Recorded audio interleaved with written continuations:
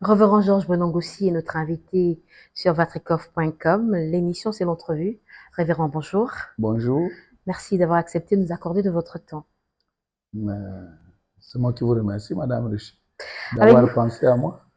Alors, avec vous, on va décrypter un tant soit peu l'actualité du pays, du moins l'actualité de l'heure. Mais premièrement, on est tenté de savoir comment est-ce que se porte le révérend Georges Bonangoussi en ce début d'année 2026. Je me porte tel que vous me voyez. Selon moi, je me porte très bien. Très bien. 2026, j'allais dire, est une année d'émergence pour tout enfant de Dieu au Gabon. Alors, fini la transition, fini les élections, c'est terminé finalement. Vous avez pris part à cette transition. Alors, je le disais, la transition s'est terminée. Il y a également eu des élections, c'est terminé également. Est-ce à dire également que votre carrière politique s'arrête là également? Vous avez tout dit. Vous parlez de la transition. Moi, je ne fais pas de différence entre la politique et la vie ecclésiastique que je mène. Pour la simple raison que pour moi, c'est Dieu qui a créé l'homme et la femme. Après les avoir créés, il leur a créé aussi un champ, appelé le jardin d'Éden, pour faire la politique. Donc, vous ne pouvez pas vivre sans politique. La politique, c'est une façon de gérer votre vie, votre cité, votre maison, votre ministère. Donc, pour moi, la politique, c'est la vie que je mène. Faire de poste de responsabilité au domaine administratif de la vie publique, mais au niveau ecclésiastique, ça suffit. Je vais peut-être vous l'apprendre. La transition, j'ai été au Sénat, comme vous l'avez dit, mais je ne suis pas parti au Sénat comme vous l'entendez. Je suis parti au Sénat, celui qui m'a nommé, c'est le président de la République. Le président de la République, dans son coin, il a eu son regard sur moi, mais moi, je me dis que le président de la République est un instrument que Dieu a utilisé pour me nommer au Sénat. Et je vous dirai pourquoi j'ai été nommé au Sénat. Pour preuve, les gens de l'Église internationale de Nazareth sont témoins.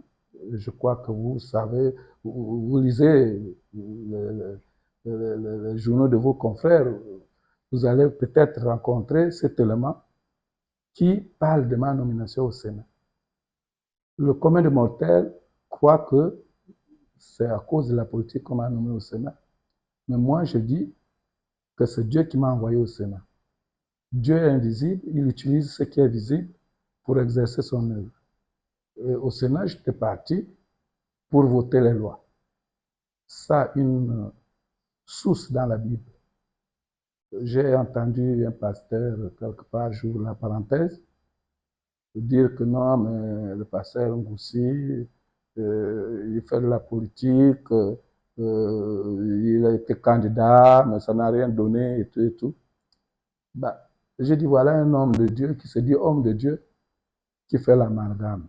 Il y a une différence entre le temporel, le factuel et le spirituel. Moi, je fais les deux à la fois. Je tire mon inspiration dans le spirituel pour faire ce qui est visible, ce qui est temporel, ce qui est factuel. Bon, qu'un mondain me parle, je peux comprendre, mais un soi-disant homme de Dieu qui sait que rien de ce qui est visible ne peut l'être si ça n'a une origine spirituelle. Donc, pour revenir à ce que je disais, je ferme ma parenthèse. C'est que je suis allé au Sénat. Le jour que j'ai été nommé au Sénat, j'étais ici, dans le jardin de l'église internationale de Nazareth, en train de faire le culte, un dimanche. Et ce dimanche-là, j'ai ouvert la Bible pour prêcher. Je suis tombé, Dieu m'a dit d'ouvrir dans Josué chapitre 3. Je dis ces références-là pour les chrétiens. Au verset 7, 6 à 7, Et j'ai commencé à lire le verset 6. Dieu dit à Josué, aujourd'hui même, je vais t'élever devant mon peuple afin qu'on sache que je suis l'Éternel Dieu.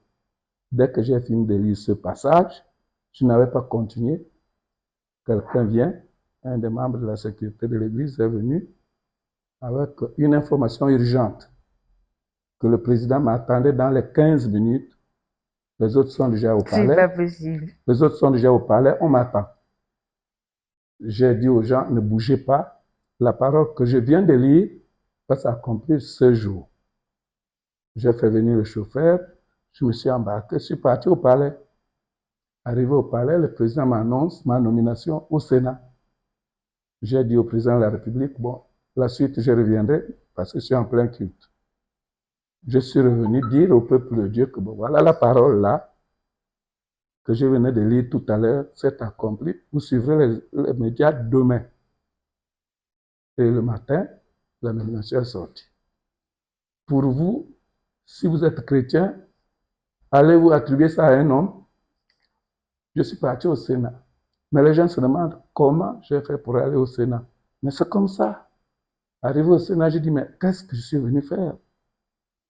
Vous voyez dans la Bible, dans 2 Rois, chapitre 2, il est écrit que Élisée, prophète de son état, était parti à Jéricho.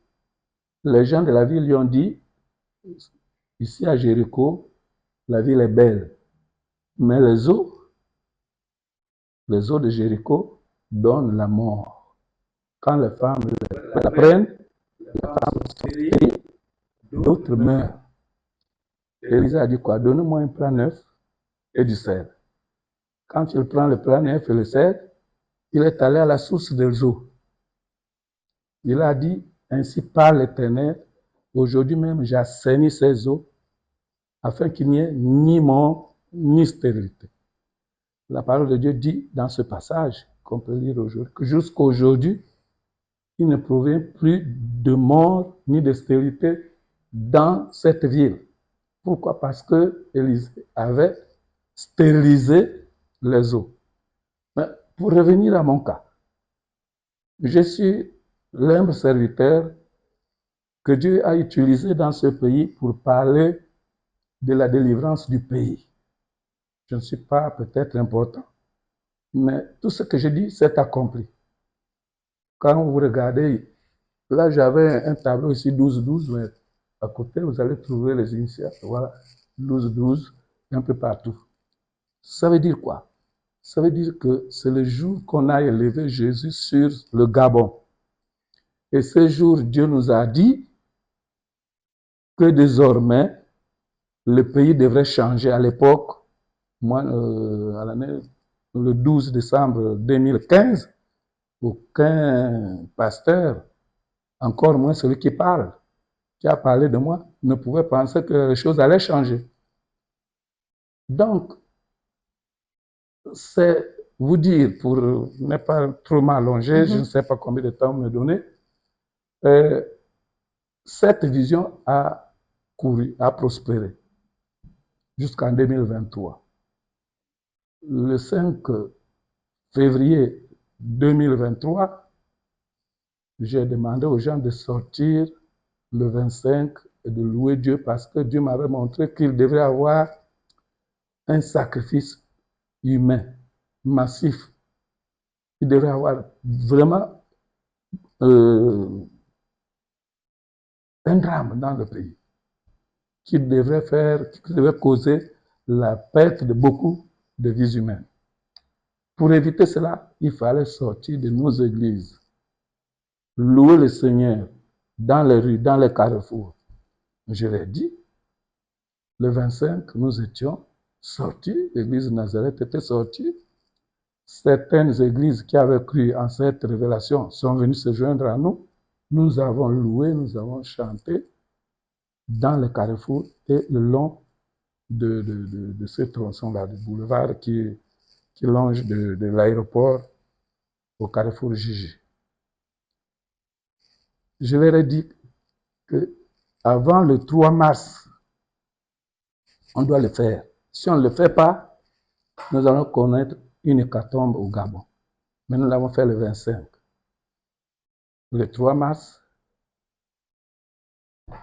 vous connaissez ce qui s'est passé. Il y a eu un sommet du 2 au 3 mars dans notre pays qui a regroupé toutes les sommités de gens que je ne citerai pas ici. Ils sont venus pour un sommet que vous connaissez l'appellation, que je n'ai pas le droit de citer ici, sinon on va me dire que j'ai accusé quelqu'un. Mais après le sommet, qu'est-ce qui s'est passé le 9? Il y a eu naufrage d'Esther Miracle. Nous avons vu ce qui s'est passé. Il y a eu 21 personnes qui ont été, la vie de 21 personnes qui ont été déplorées. On a déploré la vie de 21 personnes sur 100 et quelques. C'était parti pour que les 100, enfin que toute la case, tout l'équipage, la cale, tout ce qui était dans le bateau ne devrait pas survivre. On a évité cela. Dieu me dit encore qu'il fallait aller dans le Haut-Togo, implanter une stèle. Gabon, j'appartiens à Jésus avant le 31 mars. Parce qu'il devait se passer encore autre chose dans le train. Nous sommes partis. On est arrivé dans le Haut-Togo le 28 mars et il fallait le faire avant le 31. Mais on s'est débrouillé. L'endroit où je suis allé indiquer, la mairesse vient et dit non. Elle dit on ne met pas ça là. Et les gens avaient peur. J'ai dit non, mettez, implantez. Je suis allé, j'ai dit, je me suis assis. Il dit faites, je suis là.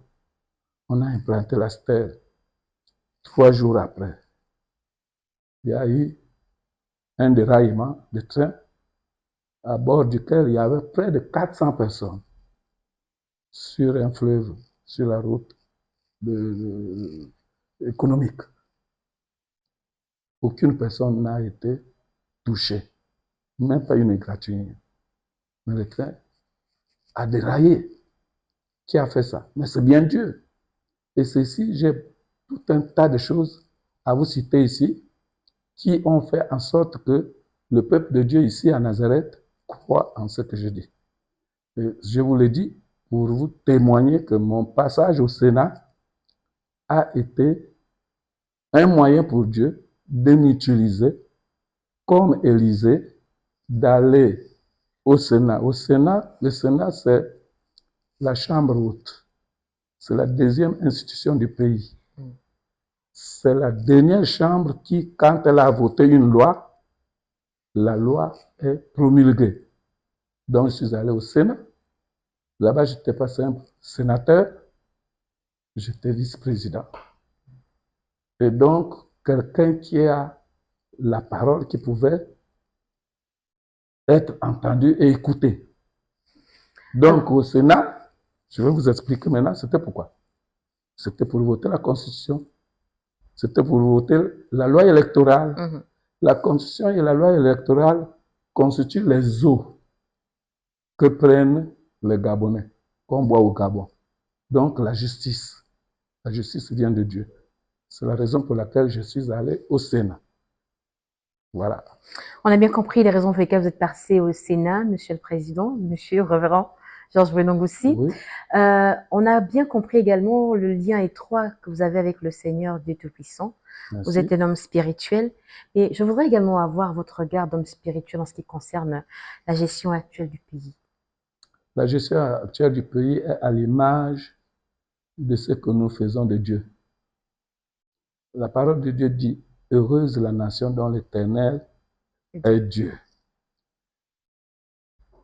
Nous, dans la vision que je venais de faire état, nous voulons que Jésus soit le Dieu du Gabon. Il faudrait qu'on l'accepte. Quand le président Oligui a pris le pouvoir avec ses frères en 2023, le 30 août 2023, 3 jours avant,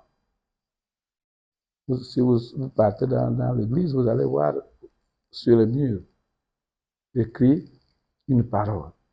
Cette parole, je l'ai reçue la veille du 28. Et le 28, nous avons mis les chantres en train de louer. Je leur ai dit, vous louez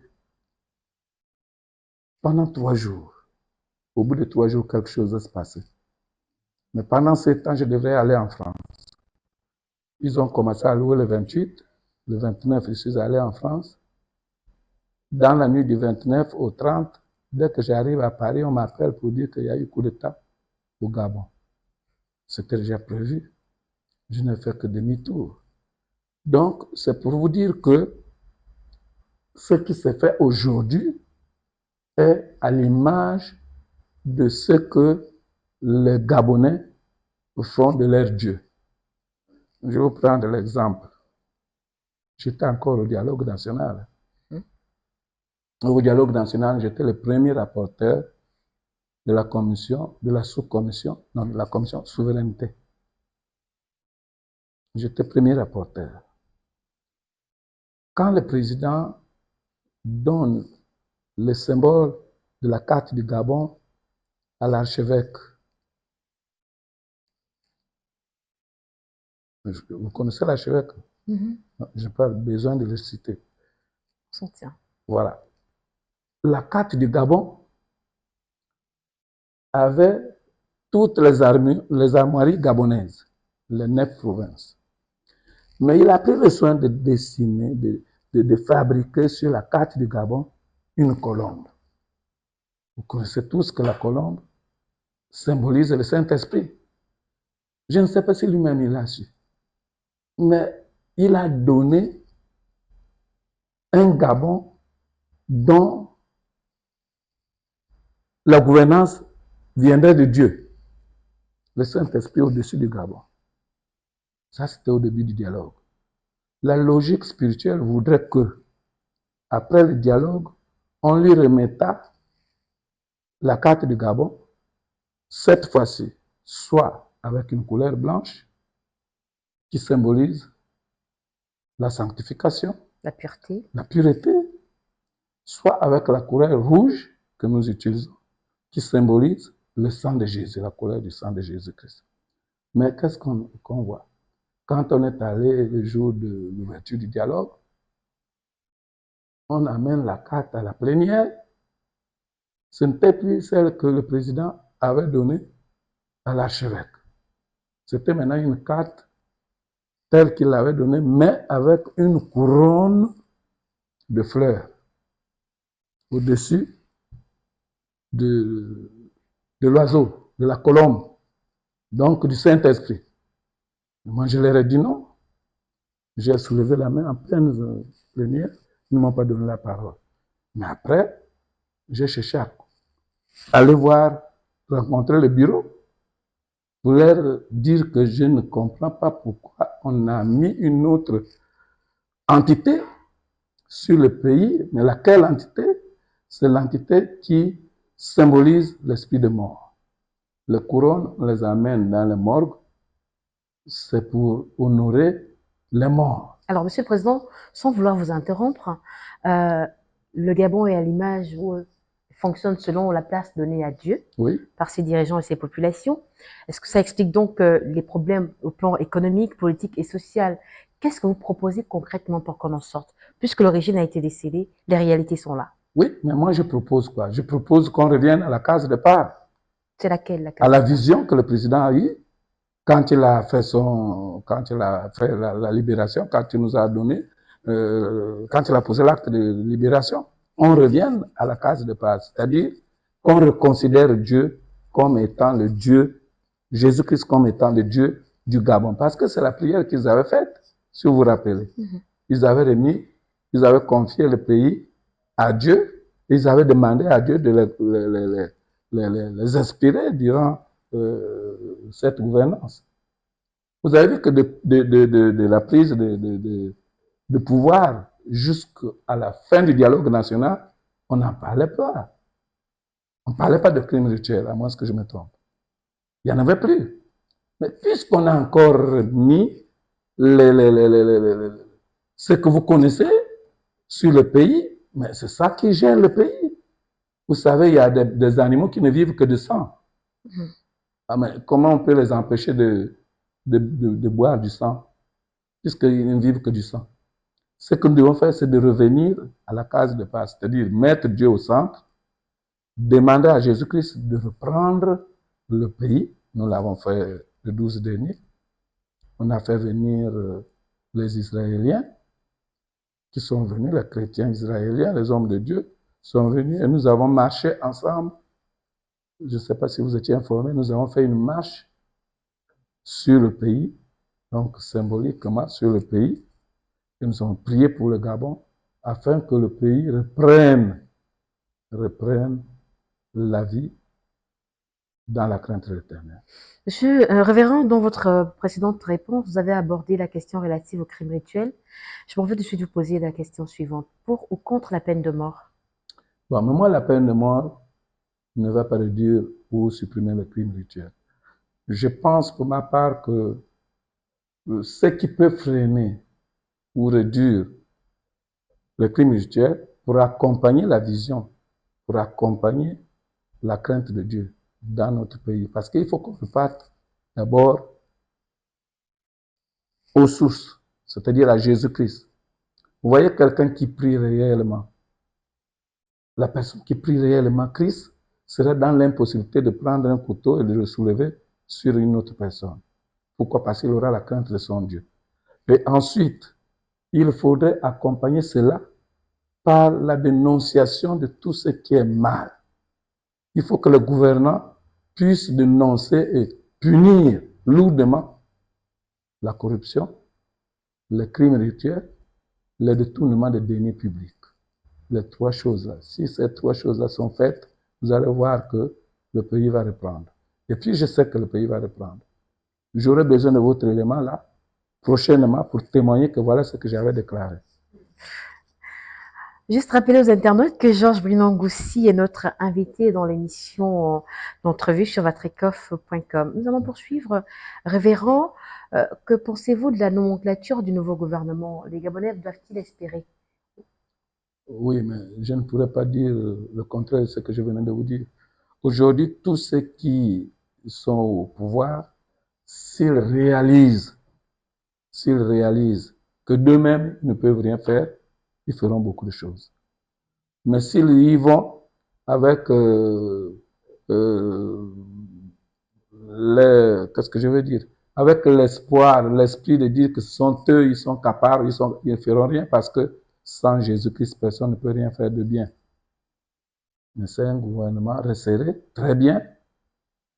Mais je répète que si on fait ce que dit le président Oligui, si on fait ce qu'il dit lui-même, nous allons nous en sortir. Mais si c'est pour les conseiller là, nous allons tourner en rond. On reviendra là. On reviendra là parce que c'est lui que Dieu a choisi. Il va prendre des décisions que lui-même ne saura pas d'où lui vient l'inspiration, j'allais dire. Voilà ce que j'ai à vous dire. Dans tous les cas, le secteur de l'éducation en ébullition, monsieur. Quelle est votre opinion, votre point de vue? La grève, notamment dans le secteur de l'éducation. Bon, la grève dans le secteur de l'éducation, ce ne sont que des prémices de la désobéissance. Parce que si vous voulez forcer la main à celui qui connaît ne voudra pas vous permettre de lui forcer la main. Nous voulons introduire dans l'éducation de nos enfants ce que Dieu ne veut pas. Qui force la main à qui? Qui force la main à qui? Mais c'est les intellectuels qui pensent qu'à cause de ce qu'ils ont appris, ils peuvent faire quelque chose de mieux. Mais ils ne feront rien de mieux. Il faut repartir à la base. La base, ce sont nos mœurs. Hein? Ce sont nos mœurs et coutumes qui est inspiré par Dieu, que les gens ont abandonné pour pouvoir importer ce qu'ils veulent et faire ce qu'ils entendent faire, ce qu'ils voient faire ailleurs. C'est parce que le Gabon a une spécificité. Le Gabon, c'est pas pour rien que c'est un petit pays qui soit au centre. C'est pas pour rien qu'il soit sur la ligne appelée l'équateur. Tout ça là a une signification. La signification, c'est que le Gabon a une destinée tracée par Dieu. Nous devons revenir là-dessus. Tant que nous ne le ferons pas, nous ne serons pas à l'aise. Mais le Gabon est condamné à devenir un Éden de nos jours. Retenez ça. C'est-à-dire que celui qui va essayer de freiner le processus sera éjecté. C'est ça la façon de Dieu d'agir. Il ne faut pas essayer de se mettre au travers de ce que Dieu veut faire. Vous qui n'êtes jamais loin de Dieu, vous qui avez été aux affaires, on voudrait bien comprendre qu'est-ce qu'il y a dans le pouvoir au point que certains refusent de s'en défaire. Mais il y a deux choses qu'il faut comprendre. Il y a les gens qui partent au pouvoir pour servir. Ceux-là, quand ils partent pour servir, ils ne sont pas nombreux. On peut les enlever aujourd'hui, ils n'auront pas de problème. Ils partiront sans hésiter, sans hésitation. Mais il y a d'autres, une fois au pouvoir, ils posent des actes répréhensibles. Mais c'est cette crainte-là d'être rattrapé un jour qui fait en sorte qu'ils ne ressortent pas. Ce n'est pas parce qu'ils ont envie d'y rester, non. C'est par crainte d'être poursuivis, par crainte de perdre ce monopole où on est toujours là. Quand vous passez, tout le monde se lève. Quand vous passez, tout le monde vous salue. C'est ça. Mais en réalité, c'est quand on a commis quelque chose de reprochable qui fait en sorte que la personne ne quitte plus. Ils ont peur de représailles. Plus que quelques minutes avant la fin de notre émission, Révérend, quels sont vos vœux pour la nation gabonaise pour l'an 2026? Ici, le Seigneur nous a dit que 2026, c'est une année d'émergence. L'émergence signifie sortir de quelque chose. Nous devons sortir des crimes rituels, nous devons sortir de la corruption, nous devons sortir des détournements de deniers publics pour émerger vers le développement, pour émerger vers le bien-être, pour émerger vers l'amour. Parce que toutes ces choses-là ne sont pas encore perceptibles dans le Gabon. Peut-on savoir votre agenda pour 2026, Révérend? C'est de me remettre à Jésus-Christ. Moi, je ne connais pas ce que demain sera fait dans ma vie. Donc, je me remets à celui qui sait ce qu'il fera de moi demain. Un message pour boucler définitivement? C'est dire aux Gabonais de ne pas se préoccuper tellement. Parce que quand on se préoccupe tellement, quand on s'inquiète à outrance, on perd la lucidité. Et quand on perd la lucidité, on a perdu la paix. Et par conséquent, on ne peut plus avoir, qu'est-ce que je peux dire, un projet, autrement dire, un programme bien élaboré et bien défini. Nous devons croire qu'on a un pays vraiment béni. Nous devons croire qu'on a un pays qui n'attend que nos mains pour pouvoir se développer. Le développement va se faire. J'ai dit aux gens ici qu'il y en a qui vont habiter les maisons qu'ils n'ont pas construites. Mais ils ont commencé à habiter. Oh, pasteur, on m'a donné ma maison. Oh. Ça, ce n'est que le début. Les routes, on a commencé à les voir.